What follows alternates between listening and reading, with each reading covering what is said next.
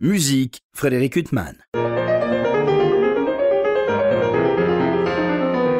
Bonjour Frédéric Huttman au micro, j'ai le plaisir de vous retrouver pour un nouvel entretien. Aujourd'hui j'ai l'immense plaisir de recevoir Mathieu Romano. Bonjour. Bonjour. Alors je vous reçois à l'occasion d'un double événement. Tout d'abord la parution d'un disque tout récemment consacré à Stravinsky et Ravel, on va en parler. Et puis cet événement Breaking the Waves, non pas le film, mais un opéra inspiré par le film qui sera donné les 28, 30 et 31 mai prochains dans cet écrin sublime qui est l'Opéra Comique à Paris. Vous serez, alors est-ce qu'on dit à la fois à la tête de l'ensemble AEDES et de l'Orchestre de Chambre de Paris? Comment ça se passe, Mathieu? Oui, c'est ça. En fait, c'est donc l'ensemble AEDES, qui est l'ensemble que j'ai créé, qui sera le cœur de cet opéra. En fait, le chef d'orchestre est quelque part toujours à la tête du chœur et de l'orchestre quand il dirige, mais là, en plus, c'est moi qui ai aussi préparé le chœur. Et alors comment c'est venu, je crois que vous avez déjà dirigé des orchestres, il y a eu une bohème, il y a eu un certain nombre d'événements, mais là c'est une grosse machine.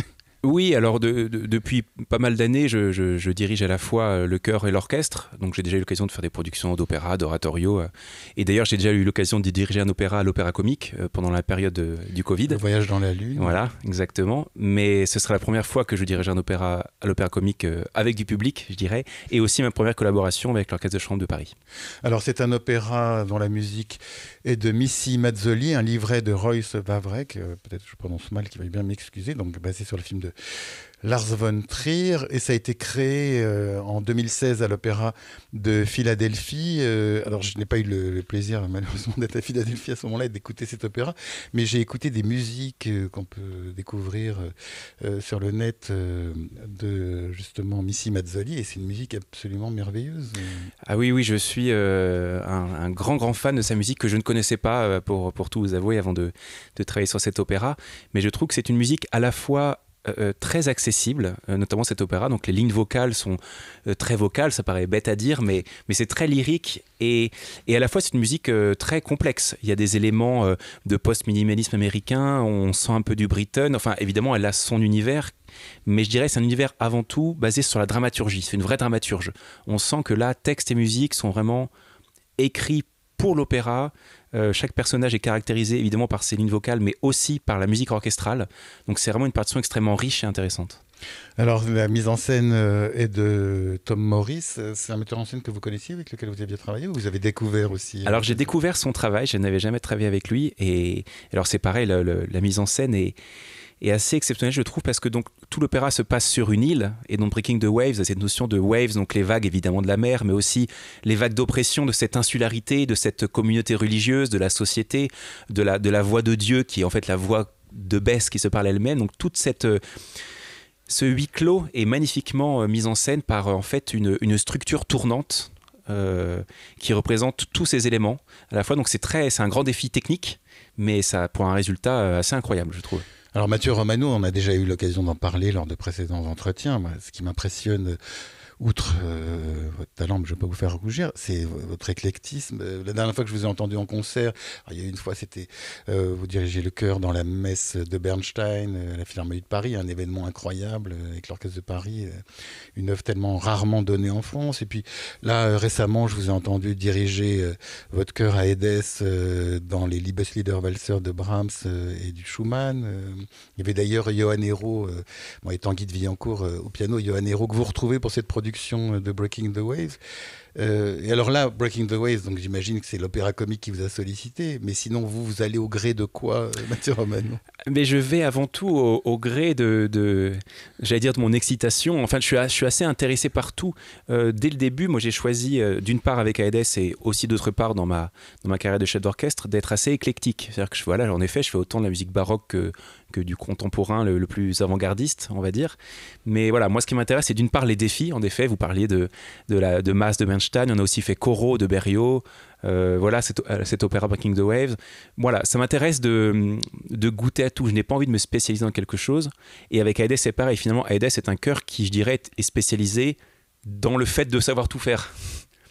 Mais les chanteurs qui viennent dans le chœur AEDES, ils ont été choisis par vous, en commun? Comment ça se passe? Alors oui, ils ont été choisis par moi. Alors c'est une aventure qui date de 18 ans maintenant, hein. Et donc au début, ce n'était juste entre guillemets qu'un groupe d'amis. On se retrouve ensemble pour chanter, puis ça s'est développé petit à petit. Mais la spécificité d'Aedes, c'est qu'on a vraiment une équipe. C'est-à-dire que moi, je demande absolument aux mêmes chanteurs, quel que soit le projet. Alors après, ils ne sont pas tous disponibles tout le temps, hein, parce qu'ils ont tous beaucoup d'autres projets, à la fois en chœur et en soliste aussi. Mais il y a une équipe fixe. C'est-à-dire, voilà, j'ai vraiment envie de travailler tout le temps avec les mêmes, quel que soit le type de musique. C'est-à-dire que je leur demande pas d'être... je ne prends pas des spécialistes du baroque pour faire de la musique baroque et inversement pour contemporain. Je prends des gens qui ont envie de travailler en ensemble vocal, de faire un vrai travail sur le son et la musique, et de faire partie d'une équipe. Et finalement, eux-mêmes sont assez souples pour passer de Bach à Missy Mazzoli. Mathieu Romano, la dernière fois que j'avais eu le plaisir de vous rencontrer, c'était pour évoquer un disque paru récemment, à l'époque consacré au Requiem de Fauré, et puis à des œuvres de Poulenc et de Debussy, notamment Figure humaine, qui est une œuvre sublime de Poulenc.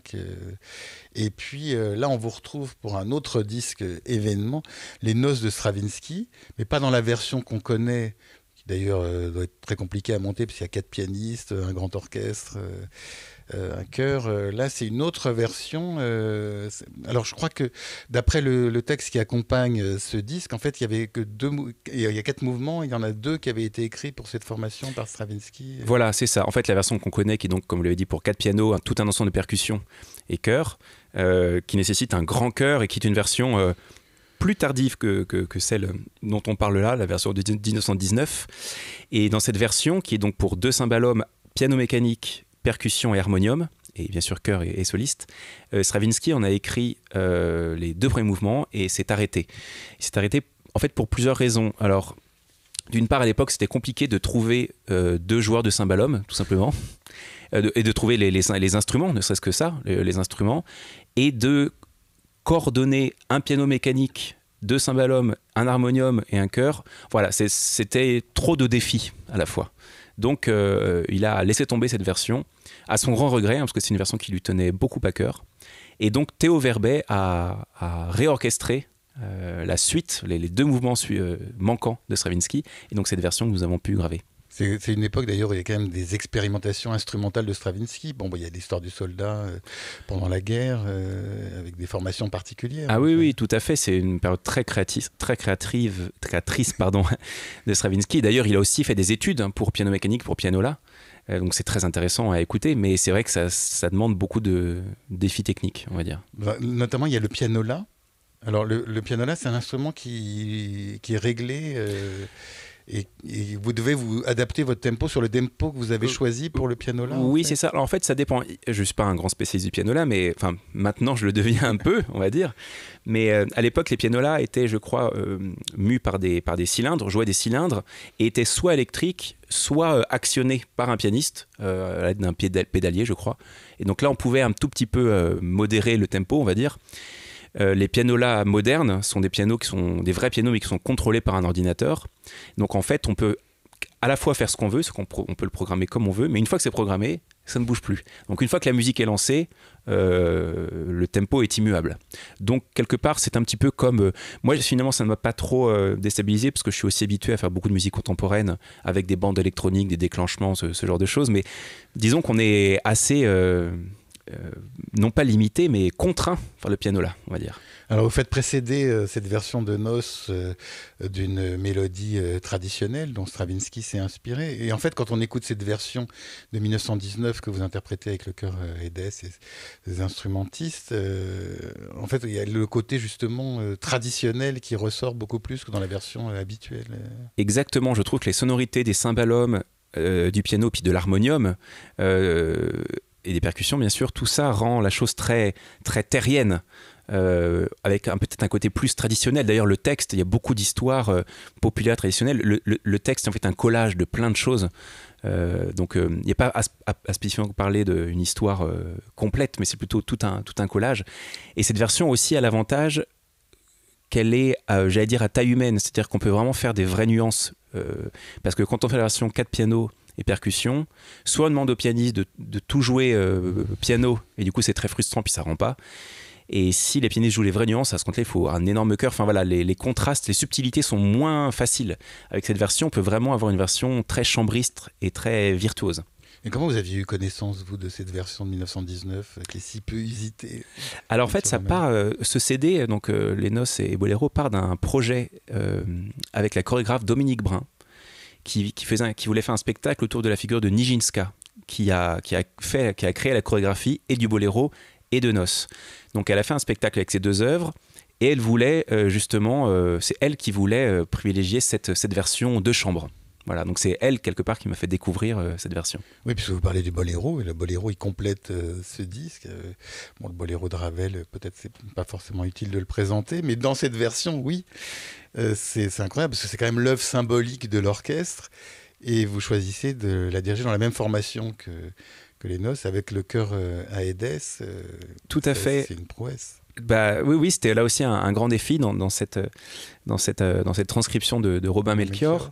Et donc là encore, tout part du spectacle, puisque évidemment, d'une part, on ne pouvait pas changer d'effectif entre deux parties, et puis même notre volonté et la volonté de Dominique Brun, c'était et de François Chéniaud qui danse ce boléro dans notre version, voilà, d'avoir une version différente, de ne pas juste faire un boléro transcrit pour un autre effectif, mais de présenter autre chose, un boléro peut-être, souvent on se disait entre nous l'ombre d'un boléro, quelque chose de peut-être plus vocal, avec plus de lignes, un peu plus éthéré. Et donc on a choisi de le faire dans la même version, avec également le piano là. Donc ça, pour le coup, ça marche bien avec cette immuabilité du tempo qui est donnée par la caisse claire, qui reste présente dans cette transcription. Oui, et puis cette œuvre que tout le monde connaît, même les gens qui n'y connaissent rien en musique Exactement. classique. C'est un bonheur de l'écouter justement dans une version qui nous donne un éclairage totalement différent et qu'elle a fait réécouter. Oui, tout à fait. C'est vrai que c'est très intéressant pour moi aussi, parce que, comme vous dites, on est très habitué à la version orchestrale, qui est magnifique, hein, évidemment. Hein. Mais le but n'était pas de... Quelque part, cette transcription, c'est plus... une autre pièce qui s'inspire du boléro, je sais pas comment dire, on a essayé d'aller vers autre chose un petit peu. Il a fallu attendre que ça tombe dans le domaine public, le boléro, ou alors oui, c'est une question peut-être hors sujet. C'est une bonne question, je ne sais plus. Je crois que c'est déjà tombé dans le domaine public depuis quelques années. Il y a des revendications bizarres, mais enfin, c'est pas le sujet du présent entretien Mathieu Romano. Donc ce disque est paru comme le précédent pour le label Aparté. À chaque fois, c'est incroyable, ces répertoires que vous explorez. Ces notes, c'est vraiment un disque très très marquant. Donc cette première, ça a été très difficile justement de ces deux mouvements qui n'étaient pas écrits par Stravinsky, enfin arrangés de cette manière par Stravinsky. Alors ces deux mouvements-là, pas particulièrement, mais c'est l'œuvre en général qui est très complexe pour les instruments, parce que c'est très virtuose. Les parties de cymbalum notamment sont extrêmement virtuoses. Ça donne vraiment des grands professionnels. Et là, on avait vraiment la chance avec Françoise Rivalan et Yuri Morard d'avoir deux cymbalistes vraiment virtuoses. Et puis pour les chanteurs, le chœur et les solistes, tout le travail du russe qu'on a travaillé pendant vraiment très longtemps avec Marianne Shishkov, voilà, c'est très virtuose pour tout le monde en fait. Mais c'était un beau défi. Et puis ce spectacle, on l'a tourné quand même pendant la période qui était juste après la première vague du Covid. Donc évidemment, voilà, on a tous connu cette période d'incertitude où on pouvait à tout moment fermer, ne pas jouer ou jouer. Enfin, c'était un petit peu stressant nerveusement. Là, on va revenir à Breaking the Waves, donc, qui sera donné les 28, 30 et 31 mai à l'Opéra Comique, donc dans une mise en scène de Tom Morris. Vous serez à la tête du chœur à Édesse et de l'Orchestre de Chambre de Paris. Alors, je vois que sur la distribution, je crois que c'est une large part de la distribution qui avait créé Tout à fait. à Philadelphie en 2016. Ce sont des chanteurs. Bon, il y a deux membres du chœur à Édesse qui font deux rôles secondaires. Et puis oui, voilà, on a un des rôles principaux, donc Yann, le personnage principal masculin, est nouveau, ainsi que le councilman, j'allais dire le patron de la congrégation religieuse, et sinon c'est le même cast en effet. Ce sont des chanteurs que je dois dire qui sont assez incroyables, vocalement et scéniquement, enfin vraiment c'est un grand bonheur. Alors c'est une coproduction, notamment du Scottish Opera, du Houston. Et comment ça va se passer après? C'est une tournée ou alors là vous dirigez à l'Opéra Comique et en fait c'est une coproduction pour la mise en scène ou... Alors je dois avouer que je n'ai pas les détails de tout ça. Il a déjà été créé. Donc moi je fais la production de l'Opéra Comique et voilà. Et après ils vont peut-être le tourner ailleurs avec une autre équipe. Et alors parlons cuisine, Mathieu Romano. Comment ça se passe? On vous dit, l'Opéra Comique vous dit que vous allez diriger Breaking the Waves. On vous dit ça quand par exemple pour qu'on sache un peu comment ça se passe le travail d'un chef d'orchestre à l'opéra? Bien par exemple, alors avec l'ensemble EDS on a depuis pas mal de temps l'habitude de travailler avec l'Opéra Comique. Il nous appelle pour beaucoup d'opéras, donc moi j'aime beaucoup travailler avec toutes les équipes de l'Opéra Comique. Et puis là concrètement, donc Olivier Mantelli, qui était directeur à l'époque de l'Opéra Comique, m'a appelé pour me proposer ce projet. Si je me souviens bien, il a dû m'appeler au printemps ou l'été 2020, je crois. 20 ou 21, je ne sais plus trop à vrai dire, mais en tout cas, pas mal à l'avance, évidemment, pour me demander si ça pouvait m'intéresser. Évidemment, moi, je connaissais pas l'œuvre, mais j'ai une très grande confiance en la programmation de l'Opéra Comique, qui est toujours extrêmement intelligente, je trouve. Donc, sur le principe, j'ai dit bien sûr, OK. Je me suis bien sûr renseigné, on m'a envoyé la partition, voilà, j'ai regardé un petit peu de tout ça, mais voilà, j'ai dit oui très vite. Et le chœur, alors, quelle part il a dans l'œuvre opératique? Il incarne qui? Le chœur a un rôle assez intéressant et assez présent dans cet ouvrage, puisqu'il incarne à la fois la communauté religieuse qui j'allais dire, oppresse, ils ne l'oppressent pas, mais ils sont eux-mêmes figés dans leurs lois morales. Ils interprètent aussi les travailleurs de la plateforme pétrolière, donc les outsiders, dont Yann, le personnage principal, fait partie. Et ils ont aussi une grande partie de ce qu'on appelle entre nous la voix de Dieu, ou en tout cas les pensées de Best qui sont à la fois de la souffrance et de la punition, en fait. Et ils sont très présents tout au long de l'ouvrage. Mais alors pour nous, c'est quand même, quand on voit un chef d'orchestre à l'opéra, enfin on est quand même impressionné. Déjà on voit un chef d'orchestre, on est impressionné. Mais on se dit, mais comment vous faites entre le chœur, les chanteurs, la mise en scène? Il n'y a pas un moment de répit? C'est-à-dire qu'en fait, que ce soit par exemple un concert d'oratorio ou un opéra, la seule chose qui change, c'est la mise en scène. Parce que voilà, moi, toute ma partition, j'ai tout. Donc oui, évidemment, c'est un certain travail, mais comme plein d'autres types de métiers. Mais moi, ce qui me fascine à l'opéra, c'est que finalement, oui, le ou la chef d'orchestre est un rouage central, et à la fois pas du tout l'ouvrage, pas du tout le rouage central non plus. C'est-à-dire qu'il y a évidemment tous les chanteurs, l'orchestre, la mise en scène, il y a toute la régie et la technique derrière, surtout dans cet opéra où techniquement c'est très compliqué. Donc en fait, c'est un spectacle qui demande tellement de compétences, et le chef n'est finalement qu'un rouage parmi d'autres. Et chacun a beaucoup de choses à faire, alors moi aussi, mais finalement pas tellement plus, je dirais, que tous les autres personnes qui sont sur cet opéra. Vous avez pu rencontrer Missy Mazzoli, la compositrice? Tout à fait, elle est présente, elle est là à quasiment toutes les répétitions, donc ça c'est une grande chance de pouvoir l'avoir avec nous, lui poser des questions et de travailler avec elle en direct. Et elle, donc comment elle avait travaillé avec le librettiste, donc qui est Royce Vavrek, je crois que, alors je sais plus qui était à l'initiative de l'opéra, je crois que c'est lui au départ. Alors ça, je ne sais pas exactement, mais en tout cas, je sais que eux sont même allés en Écosse pour s'imprégner, pour voir des choses, et ce n'est pas leur première collaboration, je crois. En tout cas, peut-être qu'à l'époque ça l'était, mais ils travaillent beaucoup ensemble, et je crois qu'ils sont en train de faire peut-être leur 5e ou 6e opéra ensemble. Et vous avez écouté les captations précédentes qui ont été faites à Philadelphie ou ailleurs? Vous avez choisi de vous en écarter pour ne pas vous laisser Alors, j'ai avant tout étudié la partition, et en fait, même le film que je n'avais jamais vu, finalement je ne l'ai vu qu'il y a 3 semaines, un mois, très tardivement, et même j'avais la captation de la création, et pareil, je l'ai regardé il y a 2 semaines, parce que je voulais vraiment m'imprégner de l'œuvre comme si je partais de zéro, et une fois que je l'ai mémorisé, travaillé, ingurgité, là j'ai quand même regardé la vidéo pour voir quand même un peu à quoi ressemble la mise en scène et à quoi m'attendre. Alors justement, pour revenir à la cuisine opératique, on parlait du moment où Olivier Mantelli vous avez contacté pour cet opéra. Aujourd'hui, au moment où je vous interviewe, on est le 11 mai. C'est-à-dire que là, actuellement, vous faites les répétitions avec un pianiste, avec Johan Hérault Exactement. Alors, on a 2 pianistes chefs de chant qui sont Nicolas Chéneau et Johan Hérault, qui sont les pianistes qui nous accompagnent pendant la répétition, et en même temps qui sont aussi très experts de la voix. C'est-à-dire que c'est aussi eux, avec moi, qui apportent des conseils aux chanteurs, voilà, à la fois sur la partition, mais aussi vocale. Donc, c'est 2 rôles très importants. Donc là, oui, on a les répétitions qu'on appelle scénic piano, c'est-à-dire que c'est Tom Morris qui fait travailler la mise en scène avec donc des pianistes. Donc on va travailler comme ça.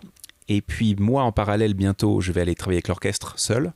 Mais pas à l'Opéra Comique? Non, pas à l'Opéra Comique, juste une répétition musicale pour préparer l'orchestre. Et après, à la fin, on va se faire rejoindre l'orchestre et les chanteurs pour des répétitions, ce qu'on appelle des scéniques orchestres. Et après, on sera prêt. Et ben après, nous, on aura le bonheur d'écouter cet opéra Breaking the Waves les 28, 30 et 31 mai à l'Opéra Comique, mise en scène de Tom Morris. Vous, Mathieu Romano, bien sûr, vous dirigerez le chœur Aedes, l'orchestre de chambre de Paris, sur une musique de Missy Mazzoli, un livret de Royce Vavrek, donc c'est inspiré du film de Lars von Trier.